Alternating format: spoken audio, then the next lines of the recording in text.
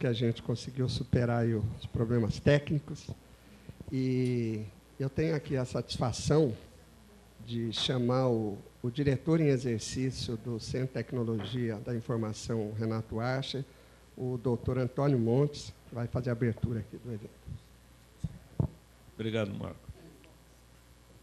Bom dia a todos. Eu primeiro gostaria de agradecer a presença de todos aqui nesse evento e também falar da satisfação que nós temos de estar reunindo aqui no CTI uma plateia tão importante para discutir os problemas da área de equipamentos médico-hospitalar, em particular as questões ambientais associadas a esses equipamentos. E eu espero todo sucesso para vocês nesse exercício e que façam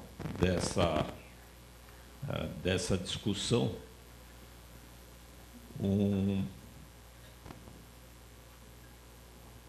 princípio de orientações para as firmas que estão atuando na área para o desenvolvimento de equipamentos de baixo impacto ambiental.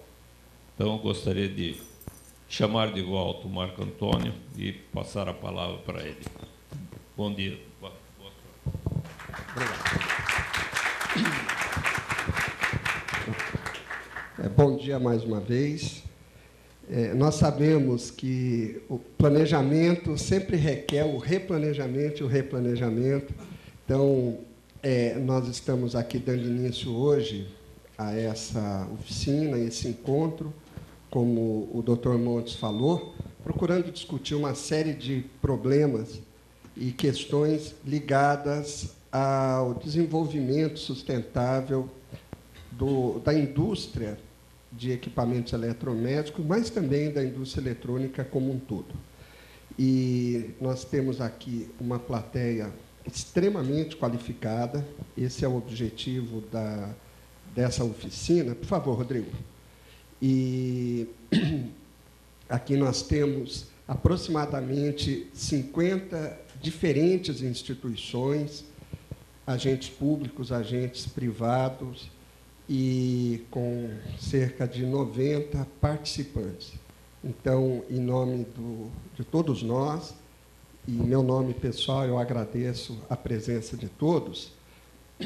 E nós temos uma programação bastante intensa, que será necessário a gente fazer um controle rigoroso do tempo, e eu já peço antecipadamente desculpa a todos que vão falar, que vão se expressar, e eu e a Letícia aqui temos também essa incumbência de procurar aproveitar esse recurso tão valioso que é o tempo, principalmente quando envolve o tempo de pessoas tão qualificadas quanto vocês.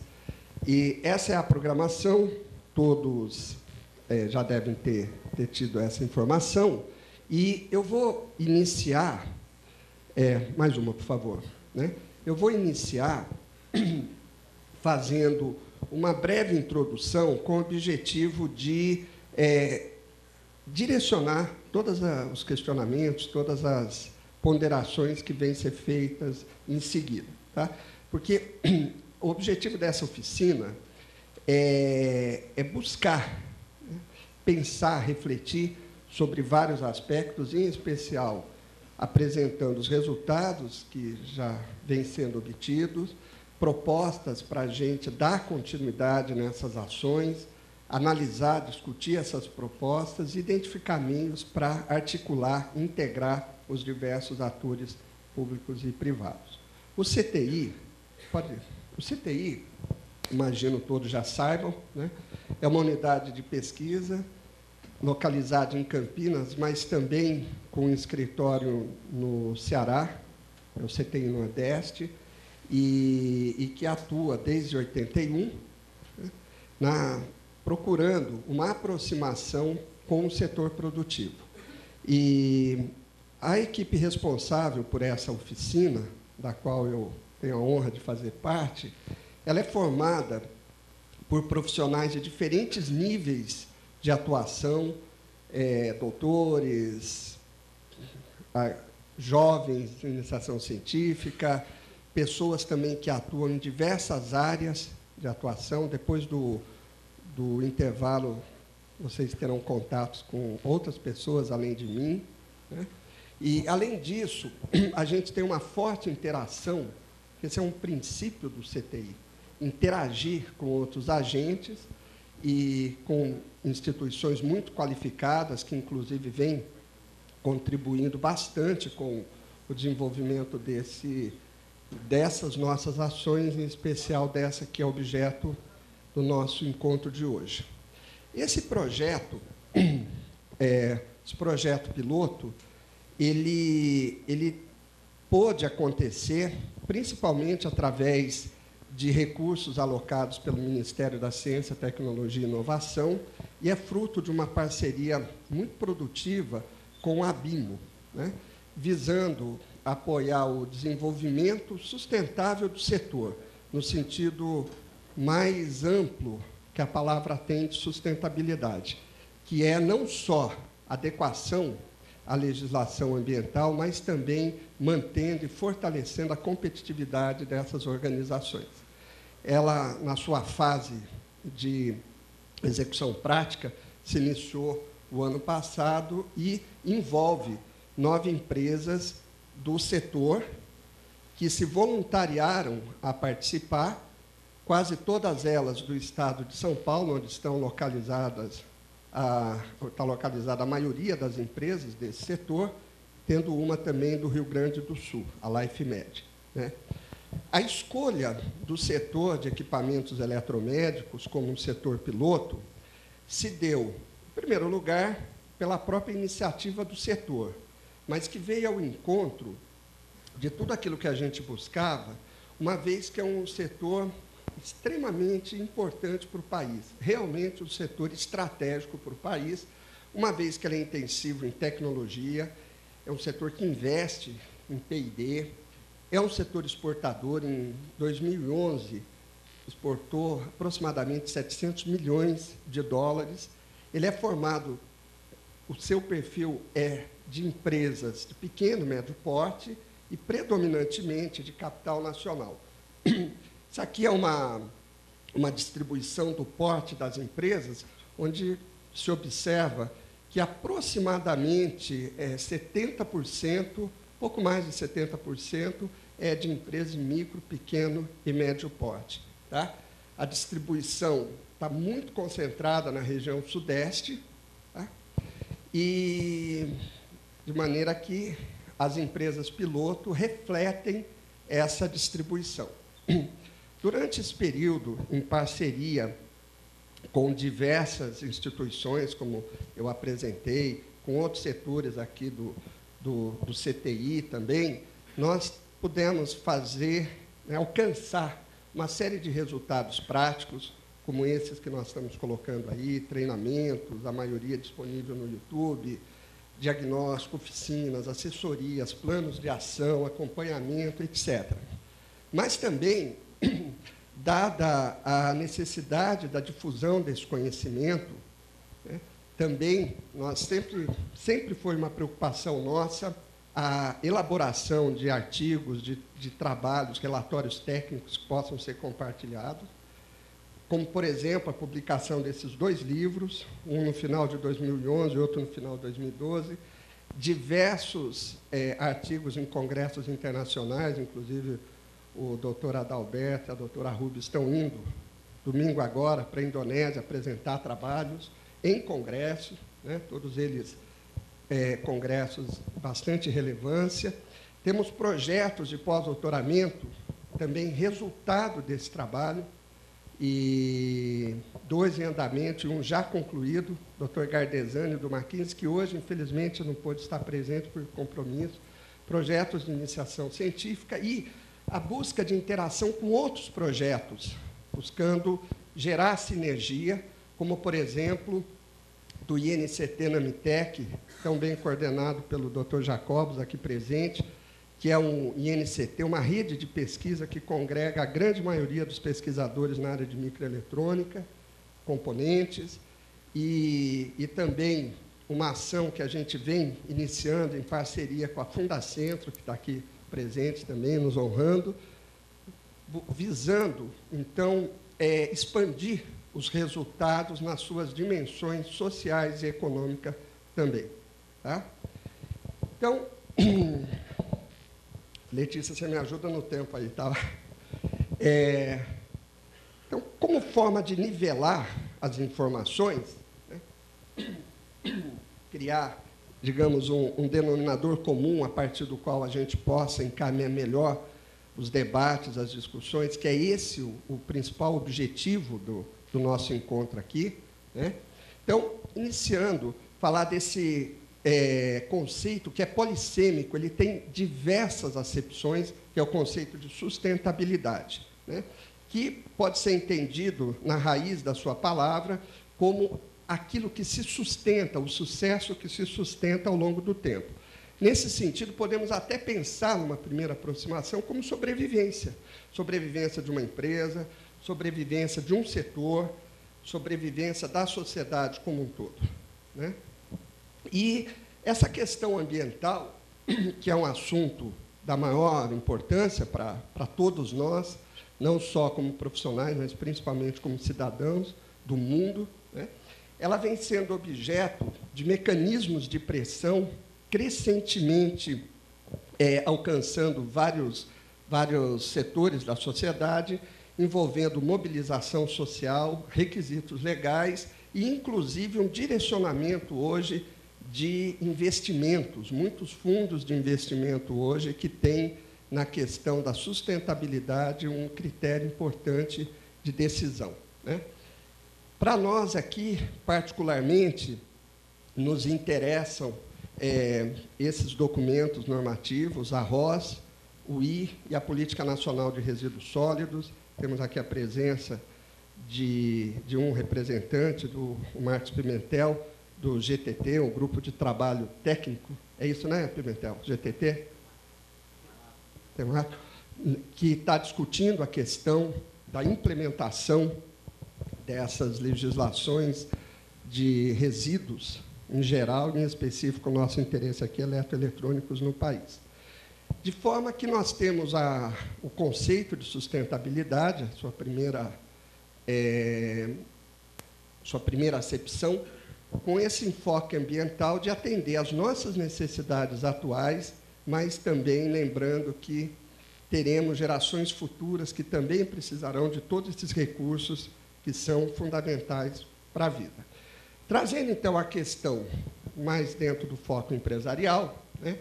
Hoje nós temos o setor de eletromédico do Brasil e praticamente do mundo todo, que ainda não está adequado à legislação vigente por questões contextuais.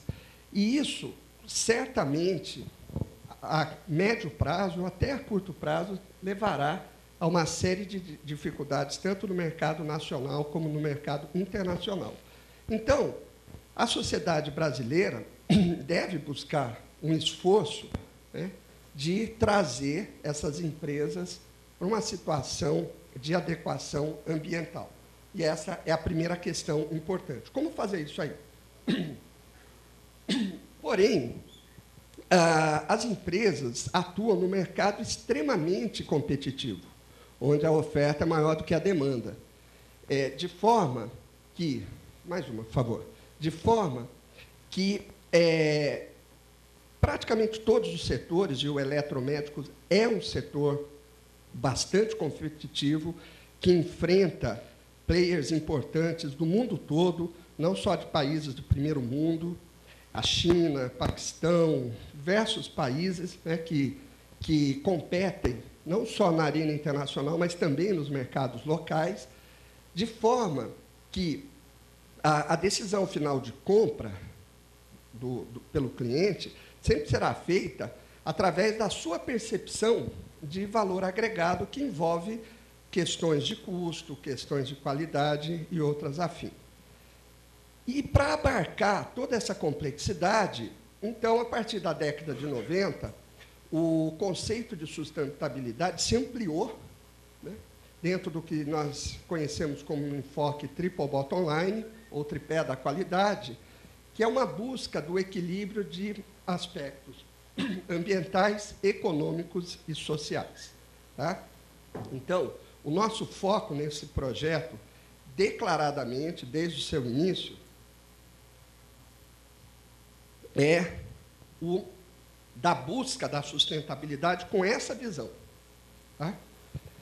E, então, como está colocado aí nessa lâmina, então, o objetivo é adequar um produto piloto de cada uma daquelas empresas piloto, porque na origem do projeto, quando a gente discutia, né, como seria, a nossa intenção era trabalhar com 3 empresas, mas a procura foi maior, então nós resolvemos triplicar o número de empresas, chegamos em 9 empresas piloto, então focando em um produto de cada uma. Fazer isso procurando manter a lucratividade associada é um desafio bastante grande, né? E, opcionalmente, consolidar uma estratégia de negócio baseada em inovações. Porque, assim, esse ponto eu quero frisar novamente. A nossa concepção é apoiar o desenvolvimento sustentável das empresas. Não é simplesmente adequar a legislação ambiental, porque isso é fácil. Se a gente não tiver nenhum limite de competitividade, de custo, é muito fácil fazer a adequação, não é? Não tem dificuldade nenhuma. A dificuldade é, dentro do contexto que a gente vive, desse mercado competitivo, fazer isso e manter a empresa crescendo. E aí, então, vem a síntese do que nós buscamos. Então, são empresas ambientalmente adequadas e competitivas. Tá? Então, o projeto ele tem um histórico que começou, inclusive, numa oficina ambientrônica aqui em 2009, nesse mesmo espaço, com a presença de diretores da BIMO. Daí nós fizemos uma série de atividades, fizemos uma oficina em 2010 com a presença de vários de vocês e fomos buscar recurso. O nosso amigo Manuel Lousada foi um batalhador aí que conseguiu viabilizar os recursos, que tivemos todas as dificuldades possíveis e imagináveis, mas esse recurso foi finalmente liberado, e a partir de 2011 a gente começou o projeto. E aí nós tiramos uma fotografia das empresas a partir de uma metodologia chamada BIMSTAR, que eu vou falar um pouquinho mais para frente, que é da CNI, do Instituto Evaldo Lott. Tá? Bom, isso aconteceu em maio, junho. Tá? Aí nós passamos uma etapa de capacitação e sensibilização, tá? Onde nós tivemos uma série de treinamentos, todos eles, com exceção do primeiro, todos os demais estão disponíveis no YouTube, que a ideia é disseminar, né? E envolveu pessoas das várias áreas da empresa, desde diretores, pessoas da área de produção, de P&D, de marketing, de compras, dando essa abordagem holística que a gente pretende aqui. Passamos, então, a identificar necessidades específicas. Com base nisso, fizemos planos de ação. Esses planos foram negociados. Por favor, Rodrigo. E estamos, então, implantando também. Vamos dar bastante detalhes para vocês depois do intervalo da manhã. Tá? E aí, nós enxergamos como benefícios aos participantes do projeto, que eu acredito que isso foi um motivador importante, né? A questão da redução do custo, uma vez que é um projeto subsidiado pelo governo, as empresas elas custeiam os seus custos específicos, simplesmente. facilitar a adesão dos fornecedores, que esse também é um dos principais pontos hoje aqui dessa oficina, é a integração, a mobilização, a dinamização das cadeias de fornecimento, sem o que o desenvolvimento sustentável do setor como um todo, da indústria eletrônica, não será possível, né? Para facilitar a gestão reversa dos equipamentos, as soluções elas são planejadas e acompanhadas por grupos multidisciplinares, temos engenheiro de produção, administradores, economistas, engenheiros eletrônicos, técnicos, químicos, etc. Buscamos o desenvolvimento integrado de produto, processo e estratégia, né, dentro da ideia do enfoque sistêmico. A vantagem do pioneirismo tem o ônus de ser o primeiro, mas tem os bônus também. E todas as demais vantagens de participar de um projeto envolvendo várias instituições. Bom, e a questão da sustentabilidade, ela, na sua complexidade, ela envolve, então, diferentes players, diferentes agentes, públicos, privados, da área financeira, governamental, industrial, tecnológica e assim por diante. Então, é importante a construção da convergência, né?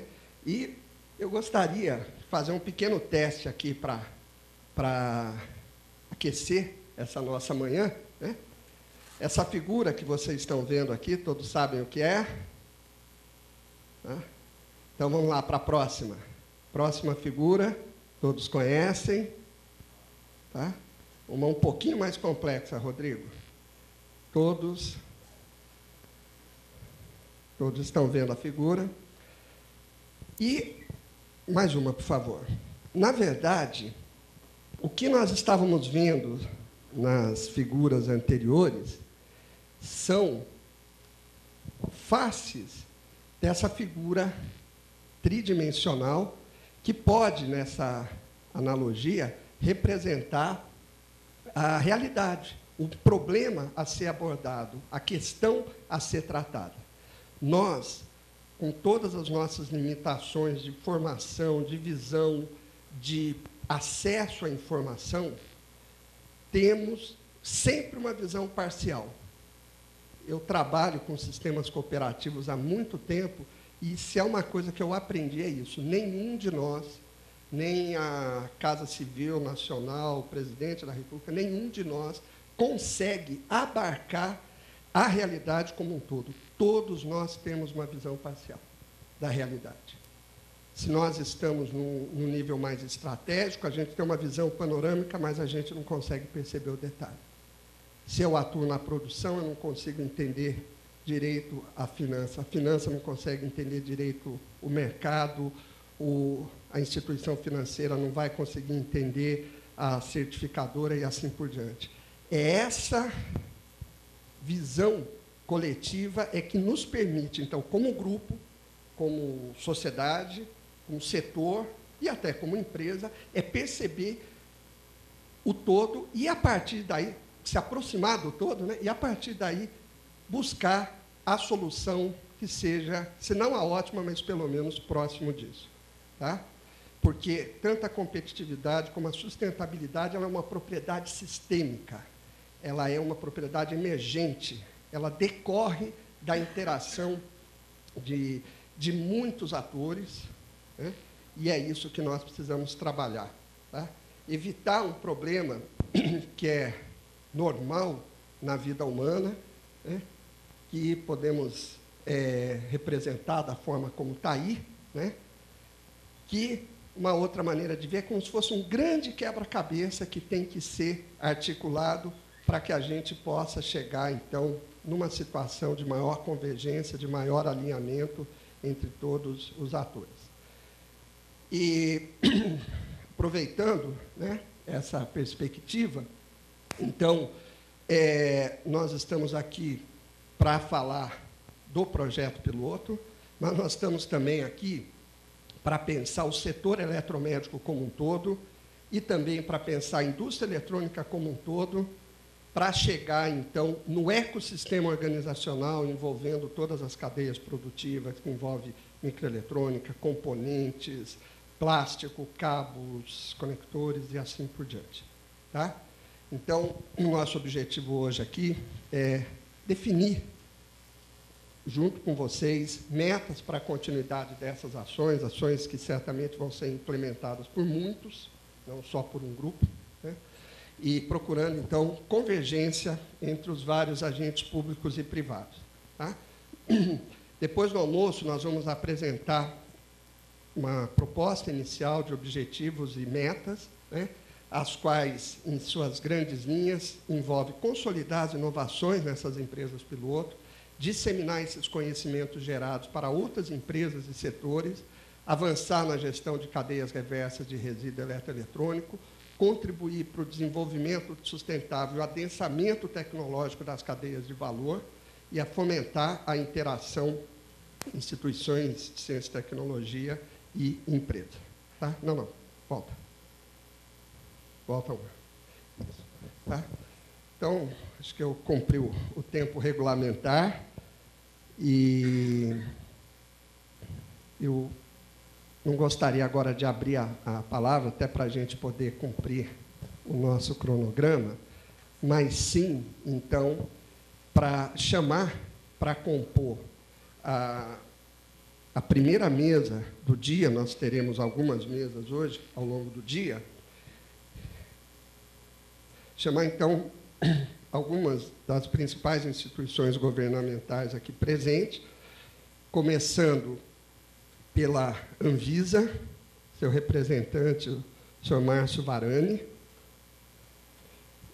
o BNDES, cujo representante é o André Landim, seu André Landim, o Inmetro, com o seu Marcos de Oliveira, por favor, agradecendo muito a participação, a presença de vocês, o Ministério da Ciência, Tecnologia e Inovação, o César Luciano, e o Ministério da Saúde, o senhor Eduardo Jorge Aladares. Tá? Por favor. Então, realmente quero agradecer bastante a presença de vocês, todos aqui. E nessa parte da oficina, eu solicitei que cada um, representando um aspecto muito importante da sociedade brasileira, que faça uma breve apresentação de alguns aspectos que considerar importante, e, com isso, então, podemos começar a entender melhor aquela pirâmide, né? Ter a visão global da questão, e começando, então, pelo César Luciano, do Ministério da Ciência, Tecnologia e Inovação. Bom, eu primeiro quero agradecer o pessoal do CTI, que tão gentilmente nos convidou para participar desse evento, que eu já participei da primeira oficina e agora participando dessa segunda. E do lançamento também do projeto piloto, você estava aqui. Estava. E, como o tempo é muito breve, de 15 minutos, eu vou apresentar mais uma ordenação do tema, mais do que dar uma opinião ou uma tese sobre a questão de tecnologia e sustentabilidade, apresentar uma ordenação do tema de tecnologia e sustentabilidade. Próximo. Bom, por muito tempo, sempre o consumidor, o usuário, procurou o menor preço com a maior agregação de tecnologia para os produtos. Eu vou falar muito da parte de fabricação de produto, mas isso se aplica a processos, isso se aplica também a serviços. E os principais atores envolvidos, que são os consumidores, as empresas e o governo, também caminharam nesse mesmo sentido. Tá? Mas a pergunta que fica é: até que ponto esse modelo de menor custo mais tecnologia tem impacto na questão ambiental, tem impacto na questão da saúde humana. Próximo. A sustentabilidade a gente interage com ela a todo momento. O simples fato da gente falar, da gente andar, nós estamos tratando da questão sustentabilidade. E a coisa começa a se agravar no momento em que nós começamos a produzir produtos e não nos preocupamos com essa questão sustentabilidade, não integramos o tema sustentabilidade na nossa vida, nas nossas ações, nas nossas atitudes diárias. Então, essa rota de evolução tecnológica, ela pode ser positiva, pode ser negativa, dependendo de nossa atitude. E tem impacto tanto ambiental como tem impacto na saúde. Independente de que segmento a gente atue, independente de que atividade que a gente tenha. Próximo. Bom, em razão disso, quanto mais consciente as pessoas ficaram, aquela equação de menor custo e maior agregação de tecnologia, ela ficou mais complexa, porque inseriu mais duas variáveis, que são da redução dos danos ambientais e ampliação da proteção da saúde. Cada vez essas duas variáveis se tornaram mais importantes, porque o consumidor ficou mais consciente da necessidade de agregar essas variáveis nessa equação da produção, da fabricação de produtos, da vivência entre todos os seres humanos. Não, anterior. Tá? Nesse caso, o esforço empresarial, indo ao encontro do que é o interesse do consumidor, também passou a se preocupar com isso. Uma vez que ele quer vender os seus produtos, e se ele é demandado por essas questões ambientais e questões socioeconômicas ou questões de saúde, ele tem que se preocupar, seja na fabricação de qualquer produto, inclusive os produtos médicos, né?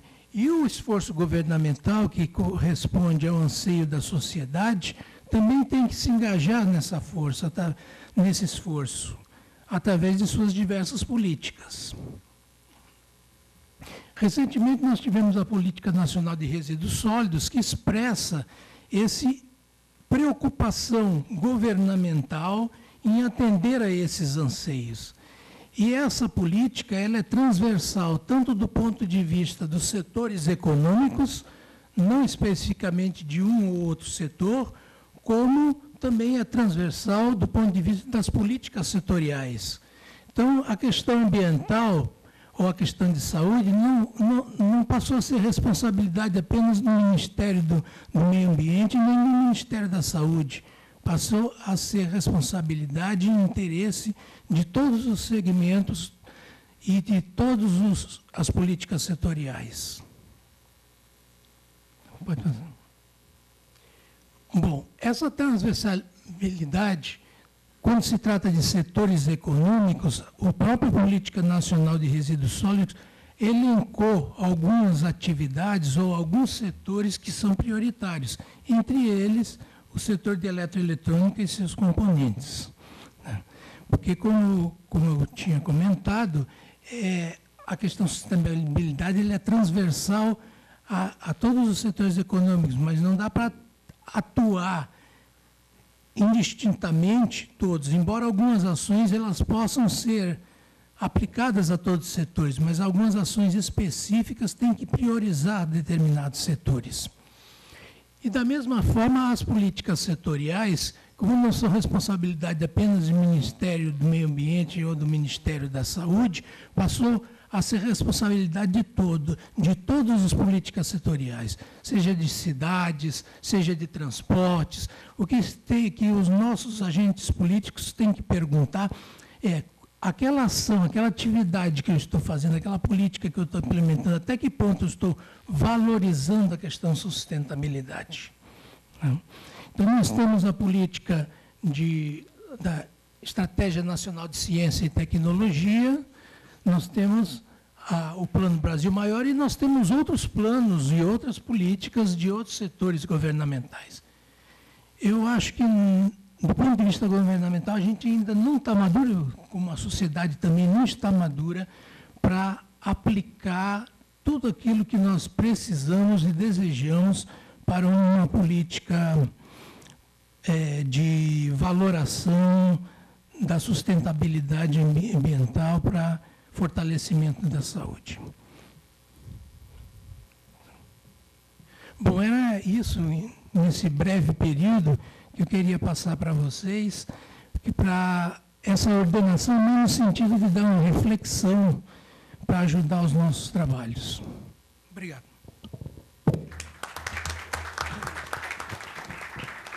Agradeço ao César Luciano e peço mais uma vez desculpa a todos pelo pouco tempo, e em especial peço desculpa à doutora Cláudia, que eu esqueci de chamá-la, porque a gente tinha previsto você para depois do intervalo, então eu quero também chamar aqui para fazer a sua apresentação daqui a pouco, a doutora Cláudia Souza, que é diretora do Centro de Metrologia Química do IPT, uma das instituições mais importantes, instituições tecnológicas mais importantes do país. Desculpa, Cláudia. Eu estava ainda com porque nós mudamos a programação ontem no final da tarde. Tá? Eu passo a palavra agora ao doutor Eduardo Jorge, informando também que a representante do Ministério de Desenvolvimento, Indústria e Comércio, ela teve um problema e não pôde vir, nos avisou ontem. Tá? E o doutor Landim Comim, né, pediu, então, que depois o Marcos Pimentel fale a respeito do grupo de trabalho sobre gestão de resíduos, que é uma das pessoas aí bastante atuantes dentro desse setor. Bom dia a todos. Inicialmente, queria agradecer ao CTI pelo convite. CTI, juntamente com o MCT, que são dois grandes parceiros estratégicos do Ministério da Saúde, nessa luta aí, na estratégia de priorizar o setor de produtos para a saúde como um dos eixos e uma das vertentes importantes e prioritárias para o governo federal no tocante à questão do desenvolvimento tecnológico e industrial do país. Eu não fiz nenhuma apresentação formal para os senhores, em virtude do tempo, não é? Até porque as nossas apresentações ortodoxas do Ministério da Saúde sobre o complexo da saúde, eu acredito que a maioria delas, os senhores já estão aí convencidos da importância do setor saúde para o desenvolvimento tecnológico do país, mas eu queria focar um pouco naquilo que me foi demandado, que é a questão da priorização das tecnologias de equipamentos eletromédicos na estratégia de CIT e industrial do país, não é? Como os senhores sabem, desde 2007, o Ministério da Saúde decidiu ter uma atuação incisiva na promoção do complexo industrial da saúde, né, tanto no setor de fármacos e medicamentos, como também no setor de equipamentos médicos e vacinas e hemoderivados, né. E na construção desse processo de promoção, né, a gente tem feito trabalhos não só de apoio direto a, digamos, a um ambiente regulatório, um ambiente produtivo, de modo a tornar mais confortável o estímulo à produção industrial no Brasil nessa área de equipamentos médicos, né? E durante essa estratégia, o primeiro ponto a ser levantado foi o seguinte: olha, de todos os produtos e itens da saúde, vamos priorizar tudo, vamos definir que tudo é importante, né?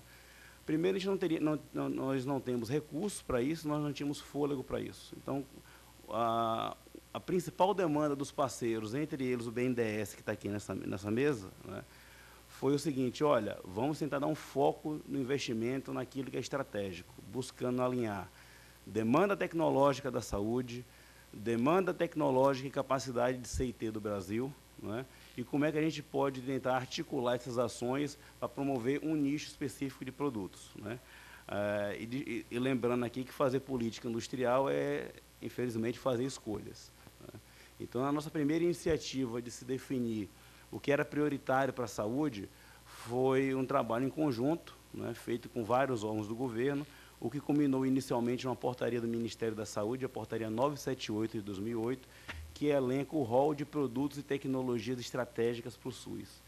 Nessa portaria, os senhores encontram não só a relação de fármacos e medicamentos estratégicos, como também de equipamentos e materiais de uso em saúde considerados estratégicos.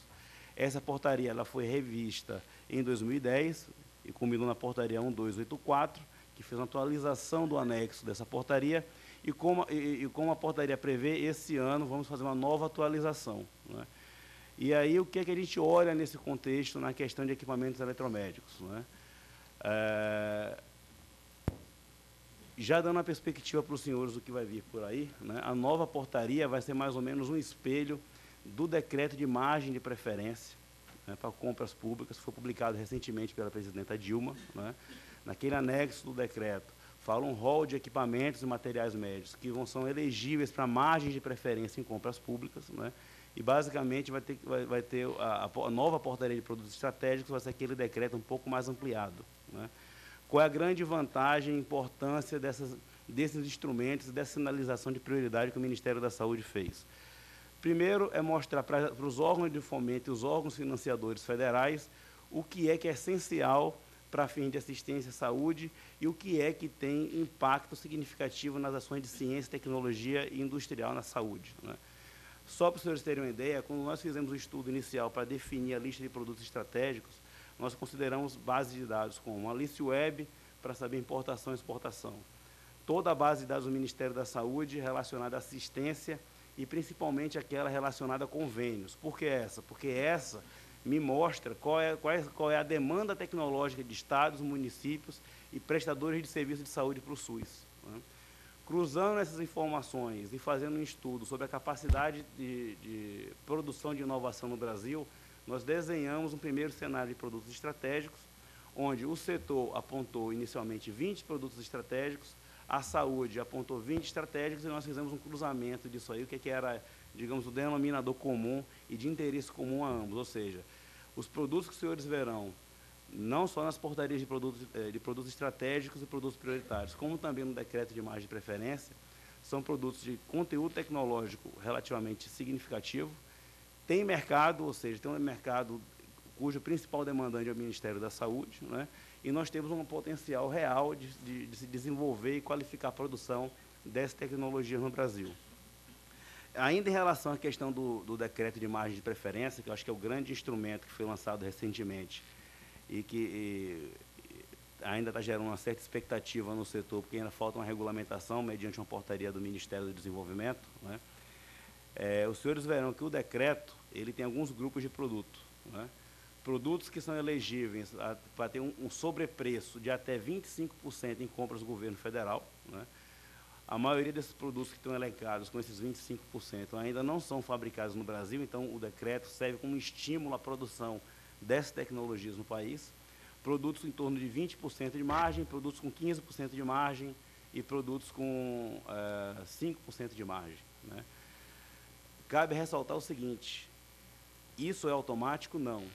E o que é que falta de regulamentação em relação a esses produtos? E aí que eu acho que o papel dos institutos do MCT, das universidades e daquelas instituições que desenvolvem e apoiam o setor produtivo na adequação de tecnologias, no desenvolvimento de tecnologia, é o seguinte: a regra de origem, que é o que define se o produto é fabricado no Brasil ou não, não vai ser uma coisa muito fácil, né? O governo federal busca usar o poder de compra pública, mas também a contrapartida é que tem a produção real no país. Resumindo, trazer as pecinhas do Lego, encaixar o Lego aqui, não vai ser considerado produção nacional para fins de margem de preferência, né? Para os senhores terem uma ideia, vamos pegar um equipamento simples, né? Um monitor multiparamétrico, o César conhece bem.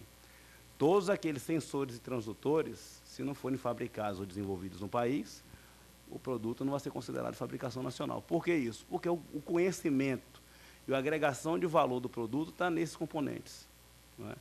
Então, a gente tem que buscar não só comprar a plaquinha pronta que vem de fora, comprar o transdutor pronto que vem de fora, encaixar e montar esse produto no Brasil, como partir efetivamente para desenvolver, assimilar o conhecimento e manter a tecnologia no país, não é?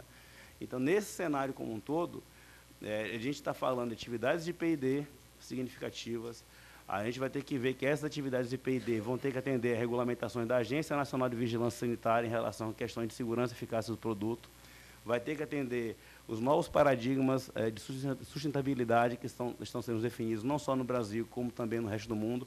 Eu lembro que na primeira vez que eu ouvi falar de diretiva RoHS, acho que foi isso em 2002 ou 2003, e isso para a área de eletromédico vem sendo postergado sistematicamente, né? Se não me engano, agora a última postergação para 2016. Mas não é isso? Não foi postergado?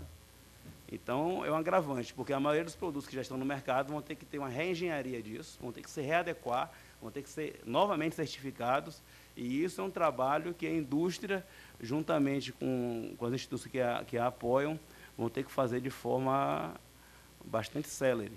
Tá?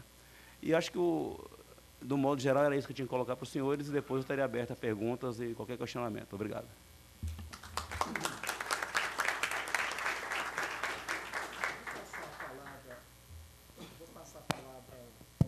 Aos membros da mesa, e depois, ao final, antes do intervalo, a gente abre para perguntas. Tá?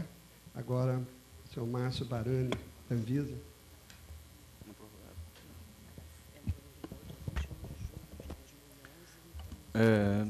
Bom dia a todos. Marcos, em nome do nosso diretor-presidente, muito obrigado pelo convite. É só chamar que a Anvisa vem, tá ok?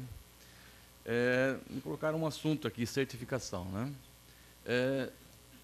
Eu vou começar, então, com uma frase. Certificação faz parte do nosso DNA. Tá? A Anvisa hoje completa 13 anos, é uma agência muito nova ainda, mas é uma das 10 maiores agências do mundo hoje. Ok?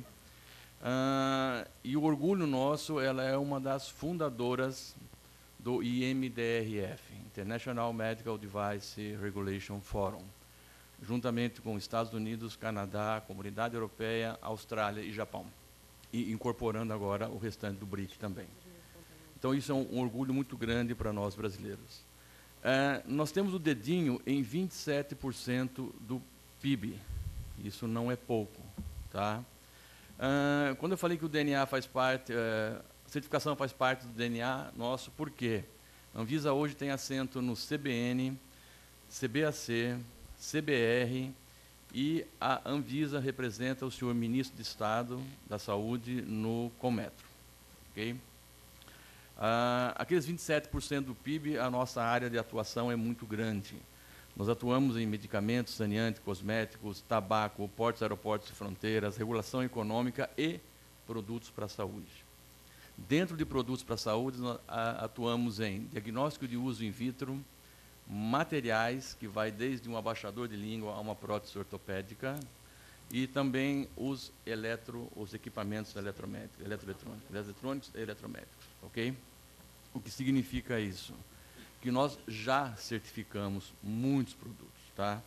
Hoje nós temos a certificação de preservativos masculinos de látex natural, bolsa de sangue, luvas, seringas, agulhas, equipo de infusão, as famosas próteses de silicone, que foi um modelo que praticamente janeiro para cá nós preparamos toda a estrutura por uma demanda, talvez a nível mundial, de um problema que ocorreu na França por uma falsificação de um produto, tá certo? E hoje, então, nós temos já a certificação de prótese de silicone também. E os eletromédicos, baseado todos eles na norma 60601, tá ok? Então, como eu falei, a certificação faz parte da nossa casa. E para a gente falar um pouco também dos desafios, tá certo? Quais são os nossos desafios hoje? Um deles, poucos também, seria a internalização das normas, tá certo? Junto com o Ministério da Saúde, esse processo está sendo acelerado, tá ok? Capacidade laboratorial. Nós temos uma agenda regulatória. Então, não significa que eu vou dizer que amanhã eu vou certificar esta caneta se eu não tiver capacidade laboratorial. Então, a nossa agenda regulatória, ela tem um horizonte de 1 ou 2 anos. Significa o quê? Que daqui a 2 anos a Anvisa vai obrigar a certificação dessa caneta. Então, para que crie-se a capacidade laboratorial. Ok? Só que um grande desafio ocorreu 2 meses atrás. Nós fazemos parte, então, desse sistema, onde tem os organismos certificadores e os laboratórios. Um acidente com um produto, não podemos falar aqui porque ainda está sob investigação, nos chamou a atenção. Puxa vida, é um produto certificado e ocorreu um problema com um paciente. E fomos olhar o processo, tinha lá, o organismo certificador tinha emitido um certificado. Puxa vida, então tem alguma coisa errada. Resolvemos pedir o relatório de ensaio do laboratório. E qual foi o problema? O relatório de ensaio com muitas não conformidades e o certificado emitido. Isso levantou o sinal vermelho. Algum problema está ocorrendo. Então, colocou em xeque o sistema. Tá? Então, fomos checar mais produtos e começamos a perceber que tinha, sim, relatórios não conformes com certificados conformes. Segunda-feira, chamamos todos os organismos certificadores, o Inmetro presente com a gente, e o que está acontecendo, certo? Então, tem alguma coisa errada. Levantou-se a hipótese de serem certificados falsos. Mas, gente, é um documento público, certo? Então, esse todo o processo está sob investigação da certificação, tá, ok? É uma preocupação para nós, mas não vamos deixar de fazer certificação de produtos, ok? O que levou a gente a fazer, então, é fazer um duplo cheque, tá? O Inmetro vai fazer a acreditação dos laboratórios dos organismos e a Anvisa passa, então, a fazer a designação, tá? Nesse momento, um duplo cheque para poder ter esse tipo de controle, porque talvez no Inmetro é mais difícil eu descredenciar um organismo, mas a Anvisa, no próximo diário oficial, eu já tiro fora esse laboratório ou esse organismo de certificação. Mas isso não vai colocar por água abaixo o sistema de certificação que nós estamos trabalhando, tá, ok? Então, o Inmetro, e vai ser também vice-versa. Se o Inmetro perceber algum problema, nós automaticamente também vamos cancelar esse organismo certificador. Um duplo cheque temporário, tá, ok? Até que o sistema se estabilize. Um pouco, então, para o evento, né? A Anvisa, depois da 8ª reunião do GTT eletromédico, né, Marcos? Descobriram que, descobriram que eletromédico também é eletroeletrônico, né? A Anvisa foi chamada, nós estamos trabalhando em conjunto hoje com a BIMO, a ABIMED, a Anvisa e a BDI, nesse trabalho de viabilidade econômica, né, um estudo de viabilidade econômica para implantação da logística reversa em equipamentos eletromédicos. Já tem um estudo encomendado em equipamentos eletroeletrônicos.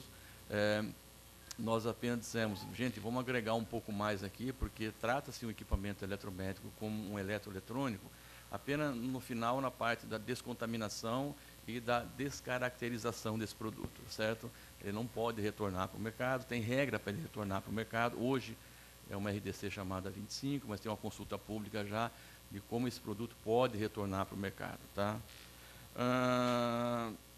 Então, esse estudo nós estamos com uma briga para tentar agregar um pouco esse valor para que seja estendido para eletromédico, tá certo? E para fechar, eu gostaria só de lembrar que um dos piores acidentes radioativos que ocorreu no mundo era com um equipamento eletromédico que foi na cidade de Goiânia, ok? Então, acho que a gente tem tudo a ver para estar tratando desse assunto aqui hoje. Muito obrigado.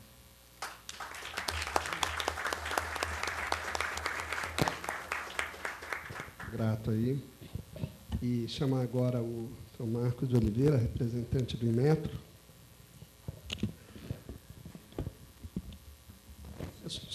Só um... Obrigado. Um esclarecimento, nós precisamos usar os microfones, porque esse evento está sendo gravado. E quando tiver perguntas, comentários, nós vamos fazer uso deles também. Bom dia a todos. Queria agradecer mais uma vez aí aos nossos amigos e parceiros do CTI, bem como a BIM, de poder aqui estar apresentando, né, e aí o tema que foi objetivos e prioridades no Sistema Nacional de Acreditação. Acho que eventos como esse, independente de ser um tema específico de uma cadeia bem colocada pelo pelo representante da BIMO anteriormente, é importante esclarecer algumas questões relacionadas a essa ferramenta, que é uma ferramenta hoje consagrada internacionalmente, e que, na verdade, o objetivo principal dessa ferramenta é agregar valor, né?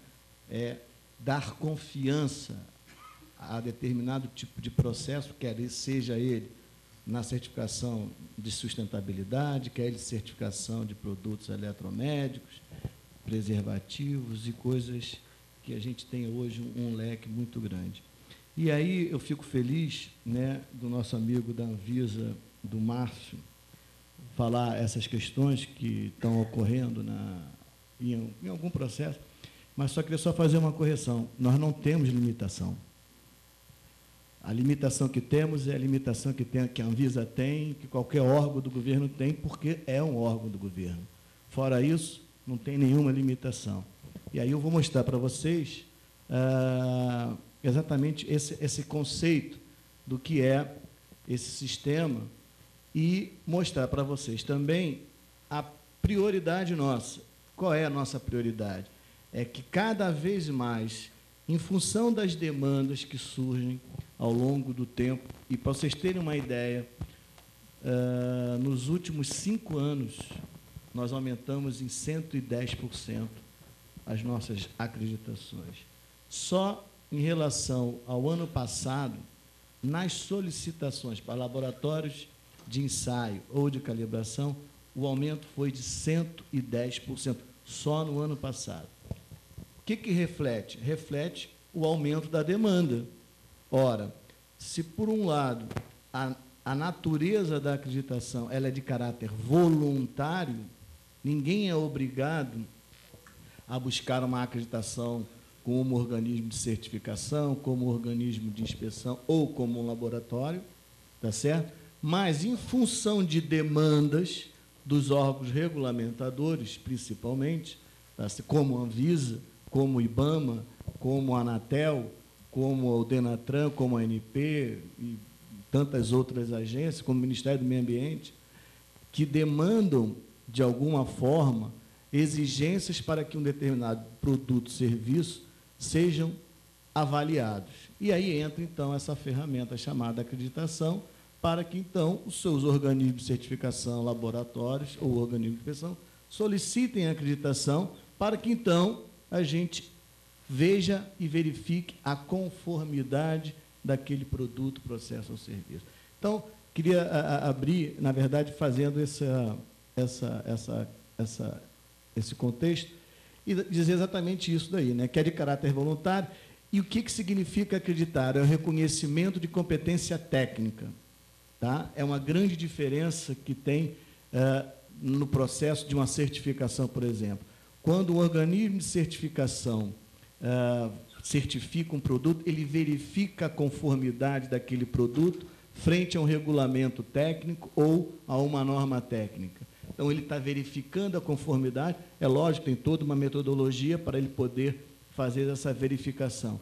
Quando nós acreditamos esse organismo, nós não verificamos a conformidade dele. Nós avaliamos a competência dele para poder certificar aquele produto. Tanto que existe um termo que eu no início não gostava muito, mas depois entendi um pouco mais, que as certificadoras, por exemplo, quando vão no fabricante, eles fazem auditoria, porque verifica a conformidade. Quando nós, acreditadores, vamos nas certificadoras, nós não fazemos auditoria, nós fazemos uma avaliação. Então, tem uma sutileza nessa questão que mostra exatamente essa grande diferença, né? Um verifica e o outro avalia a conformidade. Daí o termo auditoria e avaliação, que é bem interessante. Próximo, por favor. Eu quero não fugir do tempo aqui que me foi dado. Bom, esse segundo slide, na verdade, reforça aquilo que eu havia comentado no início.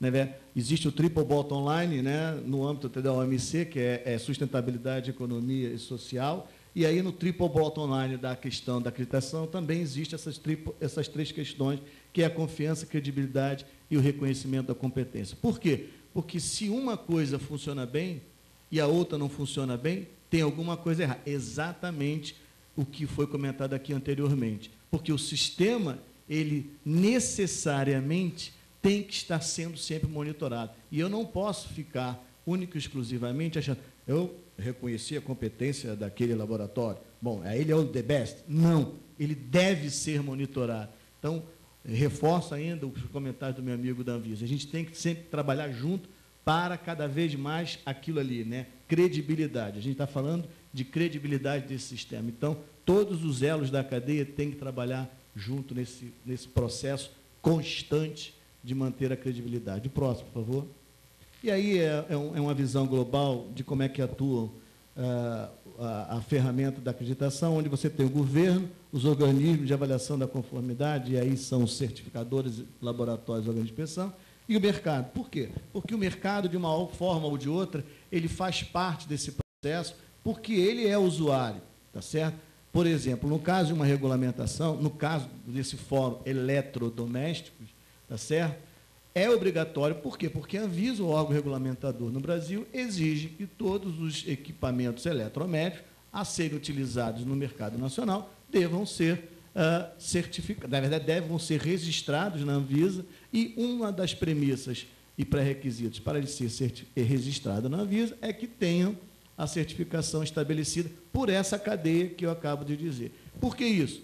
Porque a gente tem que ter mais confiança, porque senão, e era o modelo 30 anos atrás, 40 anos atrás, onde você tinha que ter as indústrias com departamentos que tinham 100 pessoas, 200, para fazer aquelas famosas inspeções, né? Por sua vez, faziam essas inspeções e eram eles que faziam as inspeções. Qual era a certeza que a gente tinha que aquela inspeção ou aquela avaliação, de fato, era uma avaliação que a gente pode confiar? Então, daí vem toda essa sistemática que é uma ferramenta nova. Nós estamos falando aí de 40 anos, 30 e poucos anos. Então, a gente está cada vez mais construindo. E, além do que, e aí é interessante, o sistema o marco regulatório brasileiro, houve uma mudança, e a Anvisa tem 13 anos, a ANS tem 10, ou seja, a maioria das agências tem algo em torno de 10 anos, 10, 13 anos. Então, somos novos nessa questão, embora fazíamos antigamente nos ministérios, mas são mudanças que foram feitas no cenário nacional e a gente tem que ficar constantemente monitorando esse processo. E se a gente não tem uma estrutura dessa, a gente vai ter que ter uma estrutura cada vez maior. E não vejo que esse seja o papel do mundo moderno. Os modelos internacionais não praticam essa metodologia, praticaram no passado e hoje não mais praticam. Haja visto o modelo da Comunidade Europeia, que é um modelo que a gente gosta muito e a gente vai muito na linha que o modelo europeu desenvolveu. O próximo, por favor. Próximo. E aí, por fortalecimento disso, quer dizer, é importantíssimo a interação com algumas partes interessadas no processo. Uma delas é os órgãos regulamentadores. Então, para vocês terem uma ideia, tem a Anvisa, já foi dito aqui, N programas que nós fazemos com a Anvisa. Nós trabalhamos com a Anvisa em vários setores, não só na certificação de produtos, como foi dito, mas também numa rede de laboratórios, né? Recentemente saiu uma resolução da Anvisa, onde, na verdade, os laboratórios que chamam-se REBLAS, que utilizam, né, a área de vigilância sanitária, eles também devem ser acreditados pelo Inmetro como pré-requisito. Aí tem uma outra cadeia que a gente está trabalhando na área de boas práticas de laboratório, tem uma outra área que a gente está trabalhando nas boas práticas de análise clínica. Então, quer dizer, é importantíssima essa relação nossa com os órgãos regulamentadores. Então, nós temos com a NTT, com a Anatel, com o MAPA, com o Ministério das Cidades. Quer dizer, nós temos trabalhos com grandes instituições regulamentadoras para que a gente fortaleça cada vez mais esse sistema. Próximo. Alguns trabalhos em desenvolvimento na área do Ministério da Justiça, na área forense, que é uma área fundamental. A ANS, a Agência Nacional de Saúde, está sendo realizado um workshop agora em agosto, onde vai ser divulgado um regulamento que saiu, onde todas as operadoras de planos de saúde deverão ser certificadas por um organismo acreditado por nós. Tá certo? Exatamente, vocês têm percebido aí nos jornais, alguns 4 meses atrás, 3 meses atrás, algumas dificuldades que está se tendo na questão de alguns planos de saúde. No Brasil, nós temos algo em torno de quase 3.000 planos de saúde, tá certo? Então, esse é um trabalho que nós estamos desenvolvendo há 2 anos com a ANS, então publicou-se esse novo regulamento. Então, a tendência é que, em um período de transição, todos os operadores de plano de saúde deverão ser certificados dentro de uma metodologia que a ANS desenvolveu. Bom, próximo, por favor. Com relação ao mercado, então, nós trabalhamos, no primeiro momento, com os órgãos de governo, mas também trabalhamos, em alguns casos, em muitos casos, com a área voluntária, tá certo? Com o setor produtivo. Está aí, Petrobras nos demandou uma certificação de válvula, que, para vocês terem uma ideia, que é um dos pontos mais críticos. No Brasil, a maioria do petróleo produzido é em águas profundas, então a Petrobras tem uma dificuldade muito grande de cada vez mais ter confiança naquelas válvulas que são utilizadas, bem como na questão de quando se importam essas válvulas, e aí você pega, na verdade, você faz uma maquiagem dessa válvula e começa a colocar essa válvula na linha, e depois você não tem como fazer uma manutenção. Então, desenvolveu-se também, junto com o Petrobras, então desenvolvemos um programa na aula de válvula, instalação elétrica de baixa tensão, também uma demanda do mercado, de gás também, bom, e aí turismo de aventura, turismo de hotelaria. Então, a gente tem também um trabalho que vem sendo desenvolvido com o setor privado. Próximo, por favor. E aí o nosso portfólio, tá certo? Ou seja, tudo aquilo que a gente hoje tem, esse é o nosso escopo, a gente trabalha com 1, 2, 3, 4, 5, 6, 7, 8, 9, 10, 11 normas. Tá? Todas as normas, todo o nosso sistema hoje, ele é um sistema reconhecido internacionalmente. Portanto, não estamos reinventando a roda, tá certo? Estamos inovando em algumas áreas, mas estamos seguindo todas as boas práticas de acreditação que são desenvolvidas pelo mundo. Próximo, por favor. Aí são as vantagens, aquilo que eu já tinha comentado: conquista, aumento da confiança, que é fundamental, evidência, eliminação de auditorias múltiplas. Próximo, por favor. Bom, ainda aqueles que não conhecem, é importante, o Inmetro tem registrado no INPI 2 marcas. Tá? A marca que todos conhecem, que é aquela que está lá em cima, que ele com a palavra Inmetro abaixo, então é a marca institucional, e essa do lado esquerdo, que é a marca da acreditação. Tá certo? Tivemos que fazer isso por uma exigência internacional.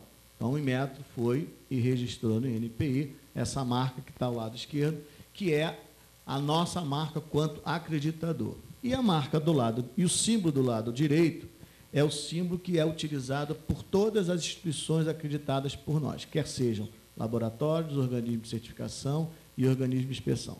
Então, lá em cima tem o que ele está acreditado. Nesse caso, por exemplo, é um laboratório de ensaios acreditado pela 17.025. E embaixo é o DNA dele, é o código dele, né? O CRL, significa dizer que é um laboratório de ensaio, e o número 0150, que eu nem sei quem é.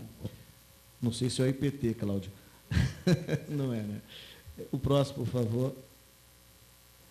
Para concluir, então, é reforçar o próximo, que então todo esse sistema, ele é reconhecido internacionalmente. Acabamos de passar por uma avaliação, nós somos avaliados todos os anos por equipes diferentes de pessoas internacionais, para os diversos reconhecimentos internacionais. E a cada 4 anos, que foi agora, em março, nós passamos por uma avaliação completa de todo o nosso processo. Estiveram aqui 7 avaliadores internacionais, ficaram conosco 1 semana, visitaram laboratórios, organismos de inspeção e organismos de inspeção, para verificar a nossa performance, se nós efetivamente estamos fazendo de acordo com as boas práticas internacionais. E aí, semana retrasada, recebemos o relatório com louvor pela manutenção dos nossos acordos internacionais, que deverá ser assinado agora em outubro, dia 16 a 26 de outubro, Então, eu queria aqui, para concluir a minha apresentação, falar que o Brasil, pela primeira vez no Hemisfério Sul, está realizando a Assembleia Geral do ILAC e do IAF, que são é o maior fórum de acreditação do mundo. Pela primeira vez, nós estamos fazendo isso. Será no Rio de Janeiro, no dia 16, são 11 dias de reunião, do dia 16 ao dia 26. E queria dizer aqui aos senhores que no dia 16, depois eu queria conversar com o Márcio da Abimo, o Marco da Abimo, para divulgar, se vocês quiserem, vai ser feito um workshop internacional, tá, onde os melhores especialistas na área de equipamentos eletromédicos, a Anvisa tem que estar, né? Você já falou aqui, não, somos convidados, nós vamos estar, mas é fundamental a Anvisa, porque estão vindo regulamentadores de outros países, tá certo, que vão participar. Vai ser no dia 16 de outubro, quer dizer, no primeiro dia, na parte da tarde, não estava previsto, eu estive na Alemanha agora, em abril, aí eles solicitaram a inclusão, então nós incluímos isso nas reuniões, tá certo? Ele é aberto ao público e o coordenador desse grupo, ele faz questão que o Brasil, como exatamente foi dito aqui, é um grande player nessa área de equipamentos eletromédicos, tem a norma 13485 da ISO, que a Anvisa tem estudado essa questão. Então, convido a todos. O site é inmetro.gov.br, www.inmetro.gov.br/IAF ILAC 2012. Tudo junto. IAF ILAC 2012. Então, vocês cliquem lá, vai entrar um hot site de todo o evento, tá certo? E façam a inscrição lá, tem qualquer coisa. Próximo slide tem meu telefone, o meu e-mail. Vocês podem entrar em contato conosco lá, e teremos o maior prazer de recebê-los. Vai ser, penso eu, uma boa oportunidade para interagirmos com os nossos parceiros internacionais, tá certo? Não só do ponto de vista de certificação, mas de regulamentadores. Eu acho que seria bem interessante, e aí faço esse convite a todos. Muito obrigado mais uma vez, desculpe aí pelo tempo, e estou aqui à disposição para responder o que for responder. Eu agradeço o convite, viu, Marcos, e estarei presente. Vamos ver se até lá a Bimo me contrata. Eu acabei não me apresentando, mas eu sou aqui do CTI, viu, Marcos? Mas aí, já fica uma sugestão, viu, Edson? Caminha lá para o Palamola. E eu imagino que até esse momento, todos aqui, ou a maioria deva ter uma série de questões. Então, só explicando mais uma vez, a parte da manhã, nós estamos mais expondo, né, as várias perspectivas e aspectos, e a parte da tarde vai ser predominantemente de debates, perguntas, tá? Então, podem guardar as questões aí, que terão bastante oportunidade. E agora, então, essa palavra para a Cláudia, do IPT.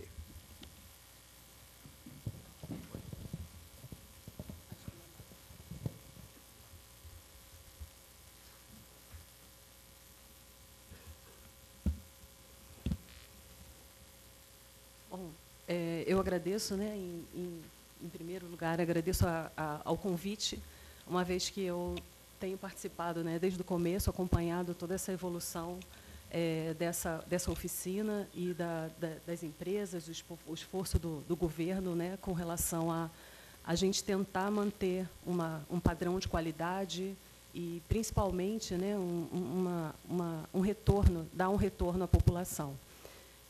Eu, representando o IPT, vocês devem perceber que eu não tenho muito a ver com todos os membros dessa branca, né? Eu não participo do governo, mas o IPT tem um papel muito importante, né, no sentido de fazer o intercâmbio entre a sociedade, né, e a tecnologia, vamos dizer assim, né?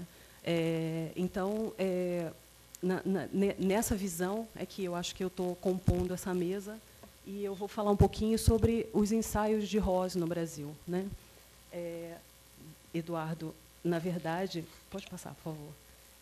A ROS, a diretiva ROS, né, foi uma diretiva criada, né, pela Comunidade Europeia, A gente entende um pouco e acha que isso foi uma barreira técnica, e eles dizem que a ROS foi criada para melhorar, né, a sustentabilidade, melhorar o meio ambiente.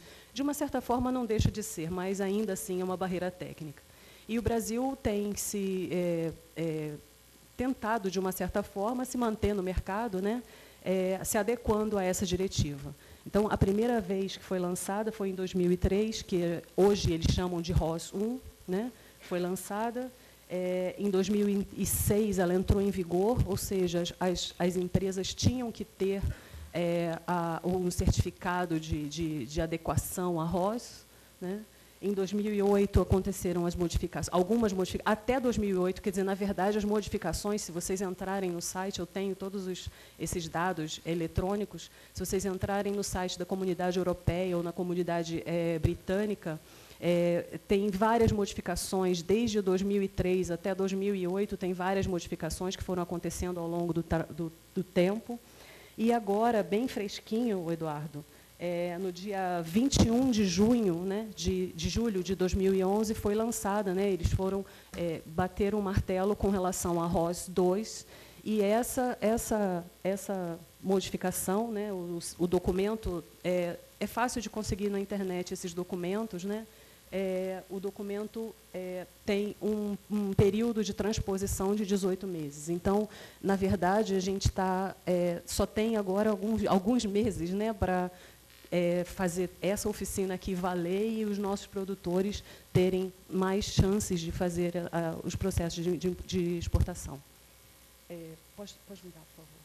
O que acontece de diferente nessa segunda versão, que é uma segunda versão, na verdade. Todas as outras eram só alguns adendos, algumas coisas. Nessa segunda versão, o que acontece é que todos os itens anteriores, houve uma modificação do produto, um acréscimo de produto, ou seja, os eletromédicos, produtos de monitoramento, termostatos e produtos de controle, eles foram incluídos. Então, além de todos os equipamentos, os produtos anteriores, eles permanecem, e os novos são os eletromédicos. Na verdade, teve algumas outras coisas aconteceram, né, como o processo de transposição é muito mais curto, dessa vez é de 18 meses. As mesmas substâncias continuam proibidas, eu vou falar um pouquinho no próximo slide. Existe uma extensão gradual, né? A previsão é que essa ROS 2 ela tem uma extensão gradual para todos os equipamentos eletroeletrônicos. Até 2019, todos eles vão entrar, ou seja, vão acontecer novas revisões, e a cada revisão vai entrar um eletroeletrônico, de tal forma que, em 2019, todos eles estejam dentro da diretiva. Também existe a previsão de uma revisão da lista de substâncias. A gente sabe que antraceno, fitalatos, tem alguns outros materiais. Já existem laboratórios que pedem para a gente fazer análise, apesar de não estar ainda na diretiva, mas eles já estão pedindo. Existe também, enquanto não tiver uma alternativa para algumas substâncias, então, eles têm um processo de isenção, ou seja, existem pedidos de isenção que são aceitos, nas outras não acontecia isso. Existe também uma coerência entre essa diretiva com os regulamentos da REACH e a marca CE, ou seja, equipamentos que têm o selo CE estão inseridos na ROS, e eles estão mais de acordo com a REACH, que também já está em vigor, já utiliza, né, são 150 produtos químicos que já estão sendo pedidos, e com certeza 15 a gente já tem que fazer as análises, e a amostra já tem que ter aquele relatório. Pode mudar. Então, as substâncias continuam as mesmas, né? Cádmio, chumbo, mercúrio, cromo, hexavalente. Ai, está errado, não é 4, não, é 6. Hein? E os polibromados, que são os retardantes de chama, né? As faixas, os limites também continuam os mesmos e existe agora, né, eu participo também aqui junto com o CTI da tradução da norma, né, que é a 62 IEC 62321, ela já está quase sendo mandada para a BNT para ser lançada, né? Na verdade, é uma norma e a gente já sabe que o IEC vai desmembrar em 7 normas, cada elemento vai ter a sua norma em particular. Por enquanto, a gente usa essa daí mesmo, né? Pode mudar, por favor. E, agora, entrando realmente no tema, né, os ensaios rosa, né, cada laboratório sabe qual é a gente tem um procedimento para fazer essas análises, né? Cada material precisa ser considerado como homogêneo, existe uma avaliação qualitativa, onde abaixo do limite é emitido um relatório de ensaio, e se esse material está acima do limite, então tem uma outra avaliação, que é uma avaliação quantitativa, e por aí vai. Então, felizmente, né, e dentro de tudo que foi falado aqui pelos membros do governo, existe a rede Cibratec, que foi criada exatamente para fazer uma adequação de laboratórios que façam serviços tecnológicos para ajudar as empresas em todo o Brasil, né? A gente faz parte hoje da rede tecnológica de equipamentos eletrônicos, né? E que eu acho que tem, se não me engano, 8 ICTs. São laboratórios que estão se adequando, né? Comprando equipamento, adequando a norma, validando metodologias, né? O segundo passo é a participação em ensaios de proficiência, a certificação e acreditação no Inmetro, que eu acho que é muito bom que a gente tenha, né? Não é fácil, né, Marcos? Não é fácil, já de antemão a gente fala, mas vale a pena, né? E o atendimento, né, durante todo esse período, na verdade, quem já está adequado já faz o atendimento às empresas e quem não está, o próximo passo é fazer esse atendimento. Pode mudar. No IPT, a gente já faz esses ensaios desde 2005, quando houve uma demanda muito grande, a gente lançou esses ensaios. Os ensaios já estão acreditados, o nosso certificado é o 0249, Marcos, não é o 150. E a gente agora está se adequando a esses novos produtos eletrônicos. Na verdade, o grande problema, né, vamos dizer assim, das análises é a preparação de amostras. E os eletroeletrônicos médicos, eles têm alguns componentes que não tinham nos outros, então a gente está se adequando a esses novos equipamentos. Também, com relação à adequação, o Centro de Metrologia também faz parte do Laboratório de Referências Metrológicas, que também é acreditado como provedor de material de referência pelo Inmetro. E a gente está lançando um programa de proficiência em ROS. Então, pode ir, por favor. Na verdade, no Brasil não existe esse programa, é uma preocupação nossa. Tudo a gente tem, para participar é uma exigência do Inmetro, que a gente participe em programas de proficiência, e a gente tem que mandar para o exterior, né? Então, a gente tem feito, como laboratório certificado e acreditado, né, pelo Inmetro, a gente tem um programa. Estamos na fase agora de homogeneidade das amostras, a gente está preparando as amostras, e essas amostras vão ser entregues aos laboratórios que fazem parte da rede Cibratec, e a gente vai fazer todo um processo, né? Não é simples um ensaio de proficiência, a gente está na fase de preparar as amostras. Eu queria agradecer, né, mais uma vez, né, pelo convite, pela oportunidade. O meu papel é bem diferente, né, das outras falas, né, dos outros membros da mesa, uma vez que é mais técnico, né.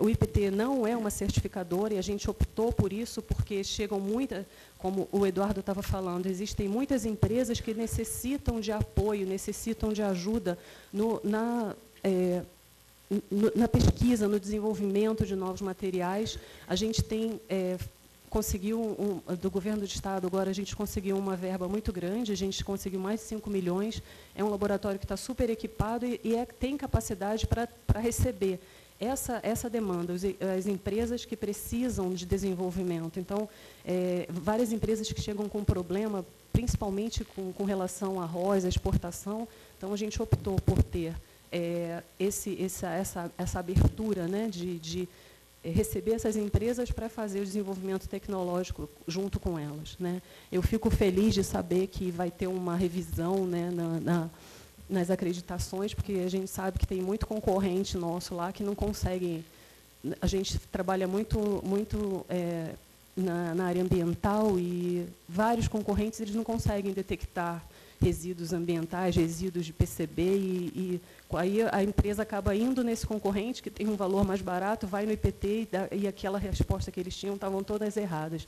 Então, essa revisão, acho que é muito, muito boa e eu fico feliz disso acontecer, porque a gente se empenha muito, né, e eu acho que é o nosso papel, né, a gente ter um laboratório de confiança que possa atender a todo o país e a todas as empresas que necessitem desse desenvolvimento.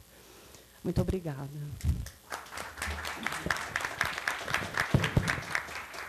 Ô, Cláudia, a ideia é realmente trazer os diferentes agentes mesmo, para buscar compor aí aquela visão maior, mais abrangente, porque o tamanho dos problemas a serem enfrentados são muito grandes.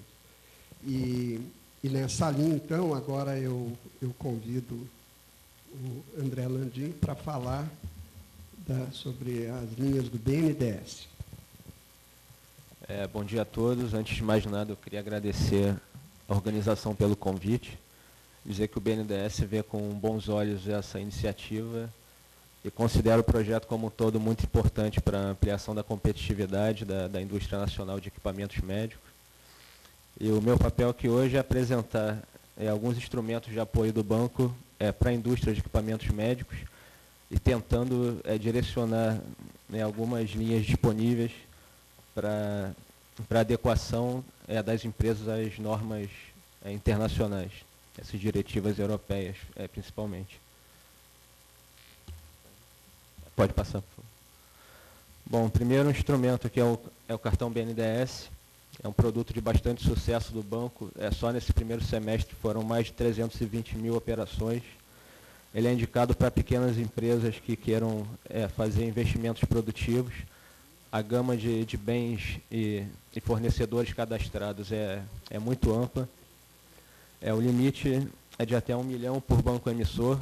São 5 bancos no momento. Banco do Brasil, Bradesco, Caixa, Itaú e Banrisul. O crédito é rotativo, pré-aprovado. Prestações fixas em 48 vezes. E a taxa de juros é bastante competitiva. Agora, em agosto, ela foi reduzida para 0,91% ao mês, e o cartão tem uso automático. Pode passar, por favor. Mas uma grande vantagem do cartão é o fato de ele permitir a contratação de serviços tecnológicos. E dentre esses serviços estão incluídos aí a avaliação de conformidade, a normalização, a regulamentação técnica e metrologia. Eu acredito que esse instrumento pode ser importante para as empresas menores, exportadoras que queiram se adequar às diretivas europeias.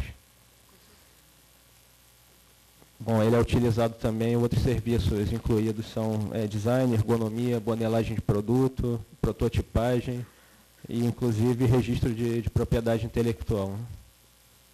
Pode passar.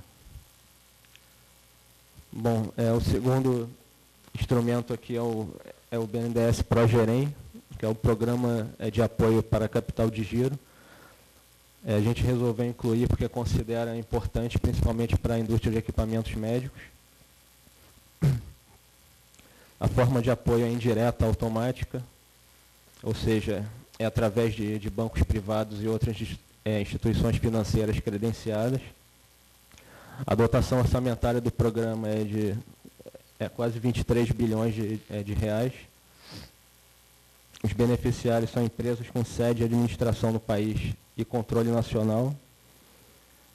E o limite de financiamento é de até 50 milhões de reais para grandes empresas e até 20 milhões para demais empresas.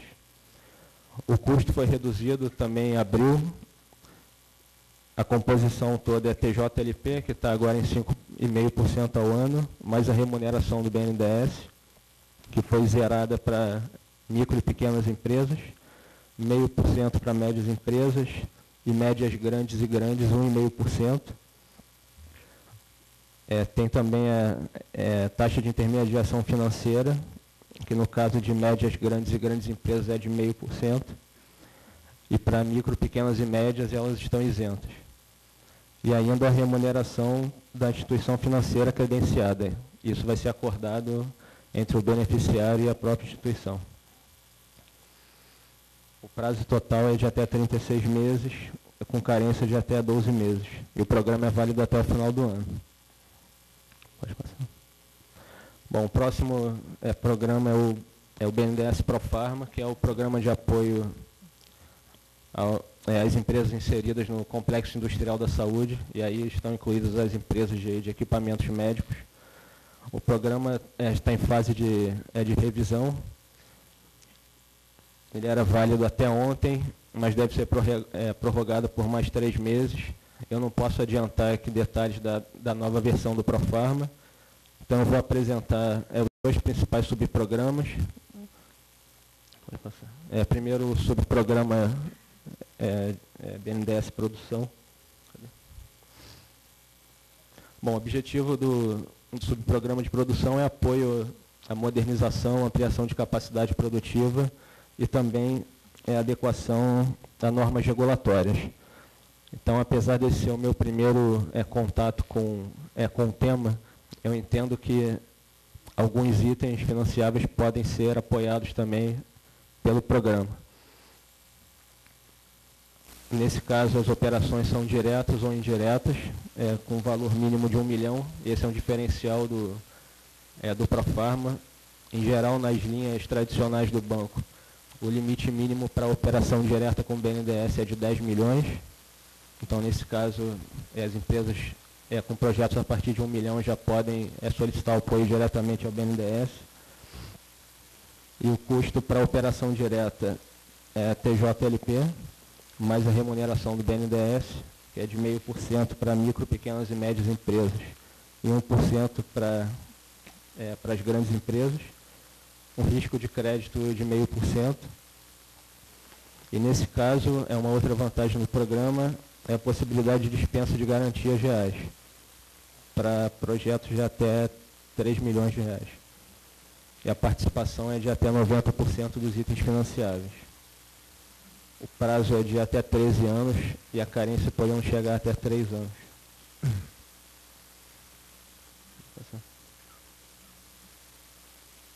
Bom, finalmente o Profarma Inovação é o subprograma mais importante no momento para o BNDES.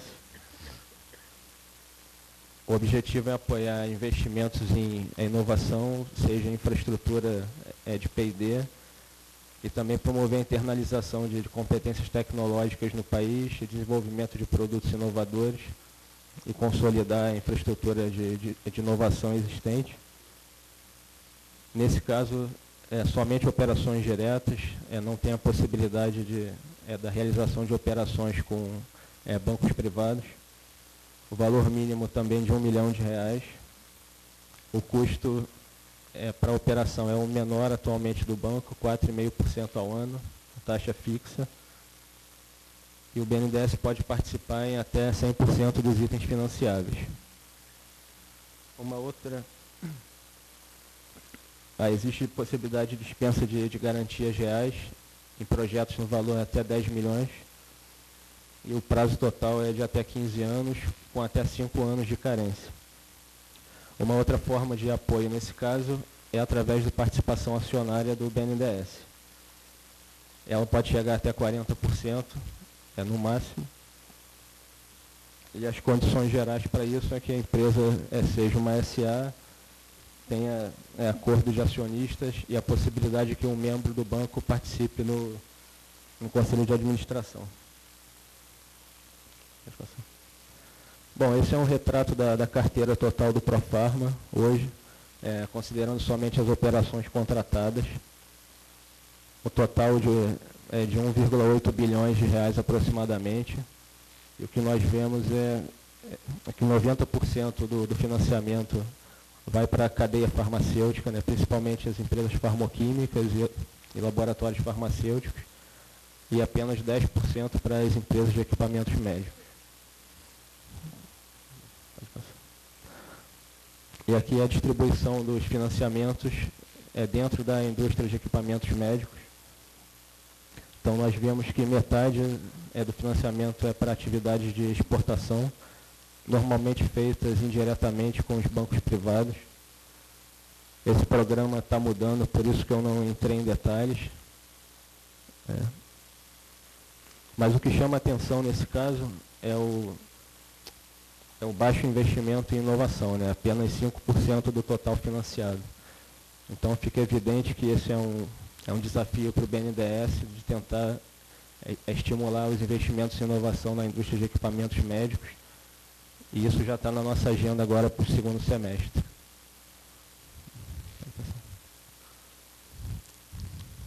Bom, era isso que eu tinha para dizer. Obrigado.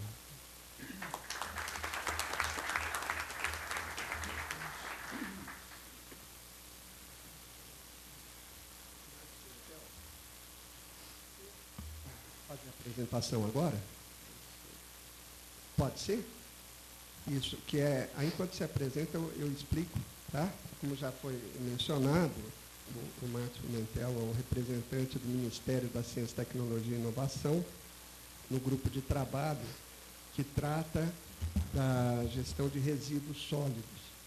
E aí, inclusive, a pedido do diretor do Ministério do Desenvolvimento e dos Comércios, que também faz parte desse GTT. Então, fazer uma apresentação, eles estão fazendo um trabalho bastante interessante, e nós tivemos aí um ganho de tempo, então aproveitamos esses 15 minutos aí para apresentar isso, que é bastante importante.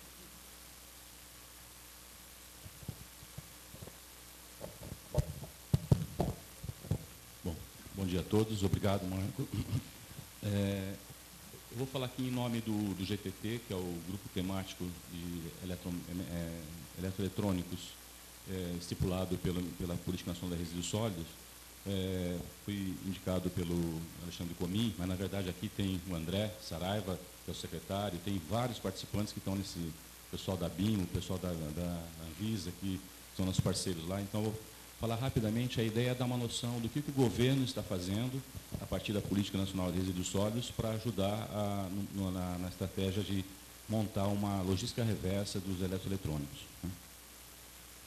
O grupo ele é formado por muitos participantes de todos os setores. Na verdade, não estão representados lá dirigentes de empresas, mas setores, né, seria impossível o governo fazer um acordo com cada empresa, então o acordo vai ser setorial, mas lá tem a BEMA, a ABMúsica, a Betri, a BIMO, a BINE, enfim, a Eletros, vários parceiros.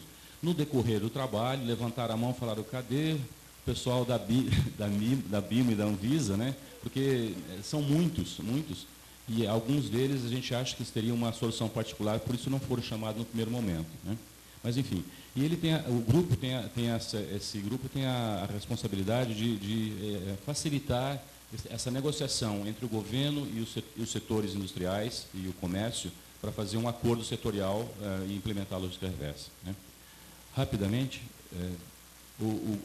tudo é baseado na Política Nacional de Resíduos Sólidos, que estipulou o conjunto de diretrizes e princípios para a gente fazer o tratamento, o manuseio, a manipulação dos resíduos sólidos, né? Através da Lei Federal 12.305 e especificamente do Decreto 7.404, que fala da logística reversa. Dentro da política, 6 produtos foram classificados como perigosos e, portanto, eles necessitarão de um tratamento, de uma manipulação específica, mais cuidadosa, e com alguns requisitos que os outros não teriam, como papelão, plástico, que não oferece tanto risco. Entre eles, os pneus, as pilhas, agrotóxicos, óleos lubrificantes, as lâmpadas e os eletroeletrônicos, que é o motivo dessa reunião aqui, né? Bom, a política tem vários objetivos, mas os principais que todo mundo sabe, na verdade, é não geração, a redução dos resíduos, a inclusão dos catadores, a redução, a diminuição do uso dos recursos naturais e todos os princípios para proteger o meio ambiente, reduzir o nosso impacto tanto na extração como na deposição final, e também criando, a gente olha muito esses objetivos, na primeira linha, quando fala não geração, redução de resíduos sólidos, isso para nós significa tecnologia, né? Não tem outro jeito, né? Próximo, por favor.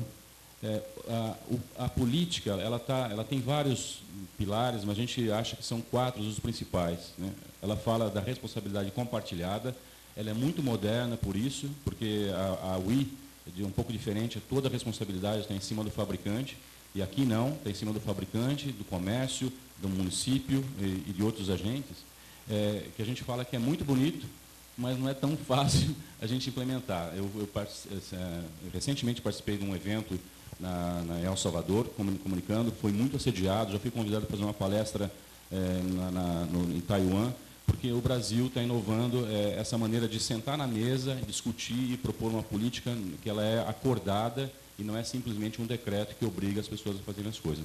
Esse é o grande, e essa responsabilidade compartilhada é uma das coisas que a gente discute bastante nessas reuniões do GTT em Brasília, né? Ela também é inovadora porque ela prioriza a inclusão dos catadores, quer dizer, ela vem com um apelo também social, ela não apenas ecológico, quer dizer, se possível, os catadores entrarão nas etapas, né? Ela, através do decreto, ela discrimina exatamente como que vai ser a logística reversa para fazer isso daí, e tem a visão da logística reversa um pouco moderna também, e ela institui esse acordo setorial, que todos os eventos, todas as ações serão feitas através de acordos, né? Bom, o conjunto de atribuições individualizadas, que é a parte da responsabilidade compartilhada, aqui a gente fala que a responsabilidade é dos fabricantes, importadores, distribuidores, comerciantes, consumidores e titular da limpeza pública, significa, entre outras, independentemente dos municípios. Quer dizer, todos esses atores são responsáveis, a princípio, pela logística reversa e pela implementação da recuperação dos eletroeletrônicos, né? Bom, próximo.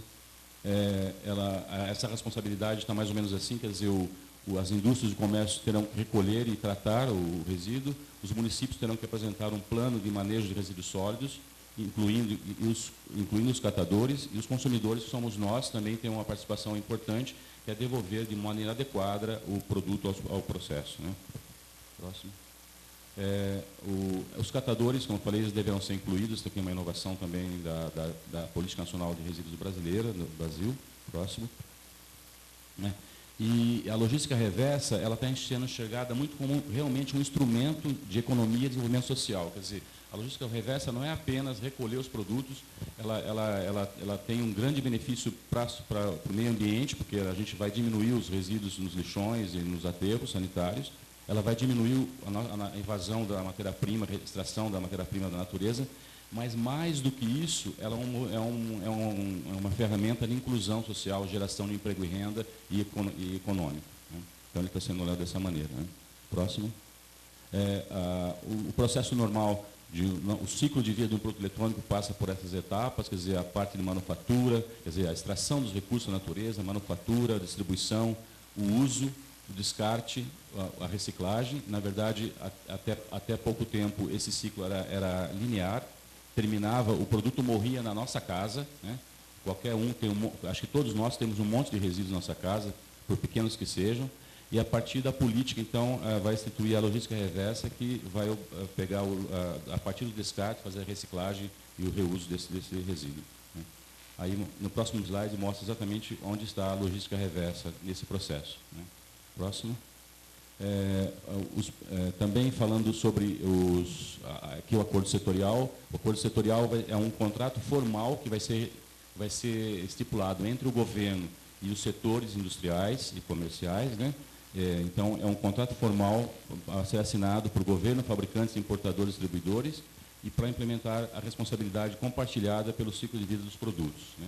Esse acordo setorial, ele está muito bem estipulado no decreto, e lá tem vários requisitos para você fazer esse acordo, para os setores industriais ou comercial apresentar o acordo para o governo, ele tem que definir qual é o produto, o ciclo de vida logística, as etapas operacionais, enfim, tem lá um monte de requisitos como a indústria e o comércio e os envolvidos apresentarão esse acordo para o governo.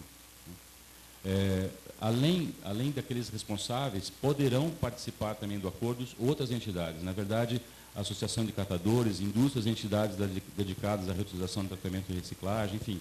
Não, tem uns que são responsáveis, mas a participação não é só desses, né, a participação é dos outros. Quem vai assinar o acordo são responsáveis, mas a gente está tentando envolver o maior número possível. O objetivo do governo nessa logística, nesse trabalho, é muito simples. Ele quer maximizar a coleta, quer dizer, tornar a coleta a maior possível e com o menor custo possível. E o menor custo possível só vamos conseguir se tiver a interação de muitos agentes que tenham uma solução mais prática, mais correta, né? Próximo. Como que vai ser feito o acordo? O acordo vai ser feito através de um edital que chama chamamento. Quer dizer, o governo vai fazer um chamamento, um edital público, convidando os setores para fazer o acordo. E nesse chamamento vai estar os requisitos de como apresentar o acordo, né? Quem faz o chamamento é o Ministério do Meio Ambiente. Ele também faz a avaliação das propostas e, no final, o acordo é firmado entre o presidente do comitê orientador do COI e o setor, publicado no Diário Oficial. Bom, no GTT lá em Brasília, que é composto por todos esses setores que eu mencionei para os senhores, e o governo, e vários ministérios do governo, nós temos alguns objetivos. Quer dizer, o objetivo do GTT é estimular a negociação do acordo setorial. Quer dizer, é uma grande mesa que já está se reunida desde o começo do ano passado, né, André? Eu comecei em agosto, mas vocês estão reunidos desde março, abril, né? Já foram mais de 9 associações. Tipicamente, uma vez por mês, eles se reúnem, né? E lá os setores envolvidos apresentam uma modelagem logística e essa modelagem é avaliada para ver se ela está compatível com a política. Também esclarecer os requisitos do acordo, sempre a gente está revendo a lei. Olha, não esquece que tem lá um artigo tal que fala que é obrigatório a gente fazer isso, quer dizer, para que a solução seja completa, né? Discutir as propostas de modelagem, avaliar, alinhar acordos objetivos do Política Nacional de Sólidos, quer dizer, também a Política Nacional, ela fala em reuso, ela fala em catadores, como incluir isso na logística, que não é tão simples, né? Identificar problemas e encaminhar soluções. Isso é o dia a dia, quer dizer, alguns problemas são levantados. No Brasil é muito difícil você transportar resíduo perigoso entre um estado para outro.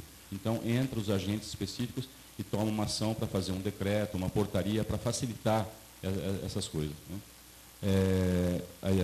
Identificar os problemas e também, para a gente finalizar esse trabalho, tem que ser feito um estudo de viabilidade. Então, o GTT, através do Ministério do Comércio, abriu uma chamada e contratou uma empresa que está elaborando um estudo de viabilidade. Esse estudo de viabilidade, até que a BIM, o Márcio comentou um pouco comigo, o próprio Varani, quer dizer, o resultado desse estudo de viabilidade provavelmente vai ajudar vocês também a se orientar quais seriam a modelagem para eletromédicos, né? Mas é um estudo que está sendo feito, ele deve terminar em setembro. Então, na verdade, o GTT em Brasília tem, basicamente, tem muitas, mas resumindo um pouquinho essas obrigações, essas preocupações aí. O próximo. Os eletromédicos, a gente convidou os eletromédicos na 8ª reunião para participar, e aí, o pessoal da Anvisa, o pessoal da BIMO, e na verdade é o seguinte, o acordo setorial, no primeiro momento, será feito com produtos do varejo, né? Quer dizer, aqueles que a gente compra no supermercado, em pequenas montas, e não os bens de capitais, aqueles produtos que são vendidos para a indústria com finalidade lucrativa. Portanto, então, no primeiro momento, a gente acha que o eletromédico ele é altamente regulado pela Anvisa. Então, um eletromédico hoje, para ele chegar no hospital, ele é totalmente rastreado. Qual é o eletromédico, onde está, o part number dele, ele é muito rastreado, ele passa por diversos ensaios. Então, ele acha que por isso ele é um pouquinho especial. Muitos deles não são vendidos no supermercado, são bens capitais, portanto, terão uma solução também particular. E alguns específicos são aqueles implantados e infectados que precisam, na logística reversa, ter um tratamento diferente, pelo menos passar por uma descontaminação para que seja feito o descarte. Então, assim sendo, o comitê, num primeiro momento, isso aí não é uma decisão definitiva, mas enxerga que a solução da logística reversa dos eletromédicos será um pouco particular, por causa dessas características, né? Então, é basicamente mais um. Aqui umas datas, né? A nossa política ela começou a ser criada em 91, foi aprovada em 2010, quer dizer, 19 anos, né?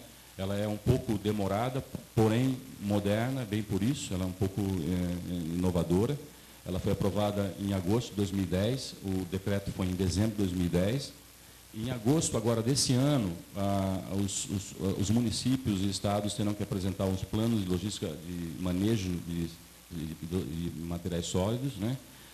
Em setembro, termina o estudo de viabilidade que foi contratado pelo Ministério da Indústria e Comércio sobre eletroeletrônicos. A gente acha que em outubro será feito o chamamento, quer dizer, provavelmente um mês depois será feito o chamamento para os setores se apresentarem. E uma estimativa é que no primeiro trimestre do ano que vem essa logística deve começar a funcionar. Quer dizer, terão postos de coletas e toda a implementação da logística reversa. E a política também estipula que em 2014 não deverá haver mais lixões, né? Então, a gente sempre fala também, como o Marco colocou muito bem no começo, que a gente não faz tudo isso só por tecnologia, mas porque o Brasil é um país que realmente é muito bonito, a gente tem que preservar tudo isso, né? Próximo. Não era só isso. Obrigado.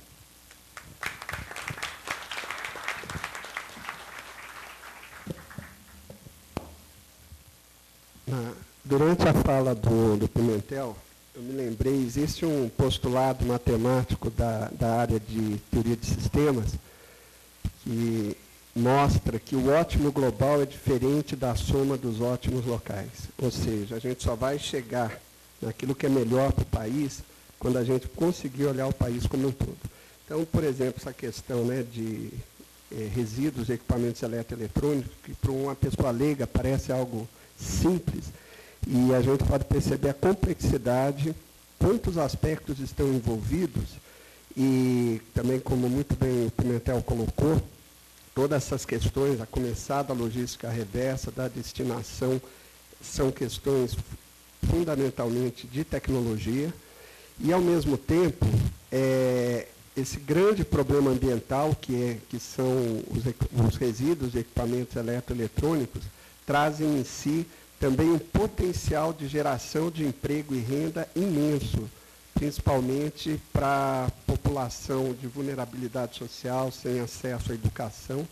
Então, é um esforço bastante importante aí que o grupo está fazendo, parabéns mesmo. Tá? E agora nós vamos ter um café